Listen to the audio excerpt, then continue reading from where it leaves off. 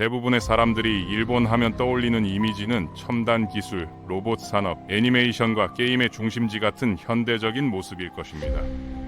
하지만 놀랍게도 이런 개방적인 모습과는 정반대로 불과 170여 년 전까지만 해도 일본은 세계에서 가장 폐쇄적인 나라 중 하나였습니다.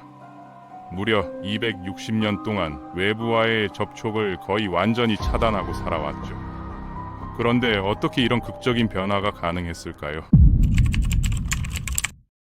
오늘은 폐쇄된 섬나라였던 일본이 어떻게 세계적인 강국으로 변신할 수 있었는지 그 놀라운 역사사적 흐름에 대해 알아보겠습니다. 지금의 일본 땅에 사람들이 살기 시작한 건 대략 4만 년 전으로 거슬러 올라갑니다. 아시아 대륙에서 건너온 초기 정착민들이 이 섬을 새로운 터전으로 삼기 시작했던 것이죠. 이들은 농사기술과 금속을 다루는 방법을 가지고 있었고 덕분에 임시로 머무는 게 아니라 영구적으로 정착할 수 있었습니다. 시간이 흐르면서 여러 부족들이 서로 힘을 합치기 시작했고 3세기 무렵에는 드디어 일본 최초의 통일된 왕국이 탄생했습니다. 이 왕국의 중심지는 야마토 지역이었고 여기서 황제라는 칭호를 가진 통치자가 나라를 이끌게 됐습니다. 하지만 일본의 초기 문화는 혼자서 만들어진 게 아니었어요. 바로 옆 나라들 특히 중국과 한국의 영향을 많이 받았거든요. 552년에는 한국을 통해 불교가 전해져 왔고 645년에는 타이카 개혁이라는 대대적인 정치 개혁이 이뤄졌는데 이는 중국의 정치 시스템을 본떠서 만든 것이었습니다. 처음에는 황제가 바뀔 때마다 수도도 함께 옮겨 다녔는데 794년 간무 황제가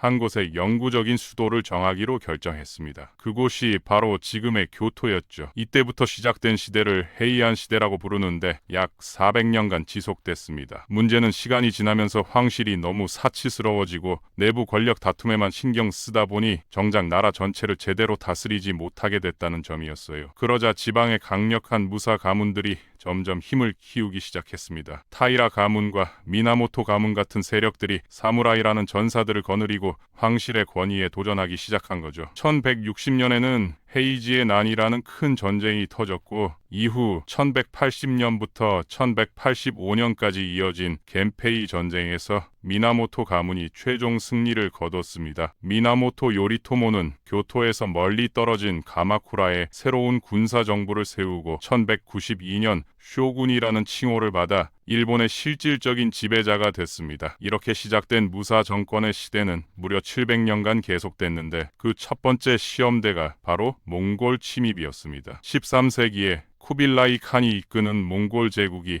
일본 정복에 나섰거든요. 1274년과 1281년 두 차례에 걸쳐 대규모 침입군이 일본을 공격했습니다. 놀랍게도 두 번 모두 태풍 때문에 몽골군이 큰 피해를 입고 물러나야 했습니다. 일본인들은 이 태풍을 가미카제, 즉 신바람이라고 불렀죠. 몽골의 침입을 막아내기는 했지만 방어 비용 때문에 가마쿠라 막부의 재정이 바닥났고 많은 사무라이들이 제대로 된 보상을 받지 못해 불만이 쌓였습니다. 결국 1333년 고다이고 천황이 쿠데타를 일으켜 잠시 황실의 권력을 되찾았지만 5년 뒤인 1338년 아시카가 다카우지가 다시 쿠데타를 일으켜 새로운 쇼군이 됐습니다. 그런데 이번에는 쇼군의 권위가 예전만큼 강하지 못했어요. 실제 권력은 다이묘라고 불리는 지역 영주들이 나눠 가지게 됐습니다. 이들은 서로 동맹을 맺거나 배신하면서 끊임없이 전쟁을 벌였습니다. 가장 큰 내전은 1467년 온인의 난이었는데 이는 쇼군의 후계자를 두고 벌어진 전쟁이었죠. 이 전쟁으로 인해 중앙정부의 권위가 완전히 무너지고 일본은 수많은 작은 독립국으로 분열됐습니다. 이 혼란스러운 시기를 센고쿠 시대, 전국시대라고 부릅니다. 그런데 1543년 일본 역사를 완전히 바꿔놓을 사건이 일어났습니다. 포르투갈 상인들이 탄 배가 규슈 남쪽의 다네가시마라는 작은 섬에 표류해온 것이죠. 이들은 일본 땅을 밟은 최초의 유럽인이었고 그들이 가져온 물건 중에는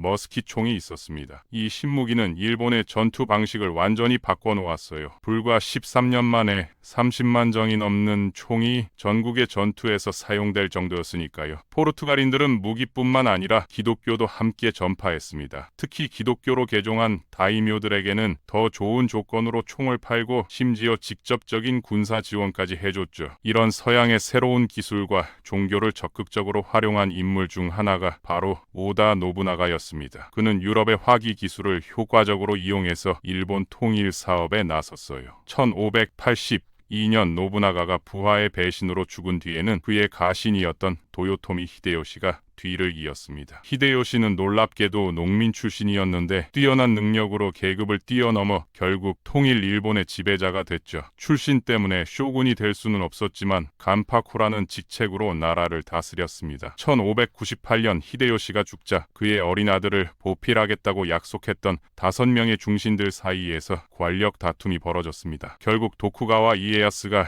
1600년 세키가하라 전투에서 승리를 거두며 새로운 시대를 열었습니다. 도쿠가와 막부의 시대가 시작되면서 일본은 268년간 이어질 긴 평화의 시기로 접어들었습니다. 수도를 에도, 지금의 도쿄로 옮긴 이 시기를 에도 시대라고 부르죠. 하지만 이 평화에는 대가가 있었습니다. 도쿠가와 막부는 사회 질서를 유지하기 위해 엄격한 신분제를 도입했고 특히 기독교를 철저히 탄압했어요. 1638년 시마바라의 난이라는 기독교도들의 대규모 반란을 진압한 후 3대 쇼군 이에미스는 1639년 사코쿠 정책을 선포했습니다. 사코쿠 정책이란 쉽게 말해서 나라의 문을 완전히 닫아버리는 것이었어요. 일본인이 해외로 나가는 것도 외국인이 일본에 들어오는 것도 모두 금지됐죠. 심지어 원양항해용 큰 배를 만드는 것도 불법이었습니다. 오직 나가사키의 데지마라는 작은 인공섬에서만 네덜란드 상인들과 제한적인 무역이 허용됐을 뿐이에요. 특히 에도는 당시 세계에서 가장 큰 도시 중 하나가 됐죠. 또한 이 시기에 가부키나 하이쿠 같은 독특한 일본 문화가 꽃피웠고 우키요에라는 목파나 예술도 발달했습니다. 하지만 18세기 말과 19세기 초가 되면서 막부 체제의 균열이 생기기 시작했습니다. 그동안 일본 경제를 떠받쳐왔던 농업 성장이 한계에 부딪혔습니다. 1830년대에 발생한 대기근에 대한 정부의 대응도 미흡했어요. 게다가 대지마를 통해 들어온 네덜란드 서적들 덕분에 일부 학자들은 서양의 앞선 과학기술에 대해 알게 됐습니다. 그러던 1853년 드디어 일본의 오랜 고립이 끝나는 순간이 찾아왔습니다. 매슈 페리 제독이 이끄는 미국 함대가 에도만에 나타난 것이죠.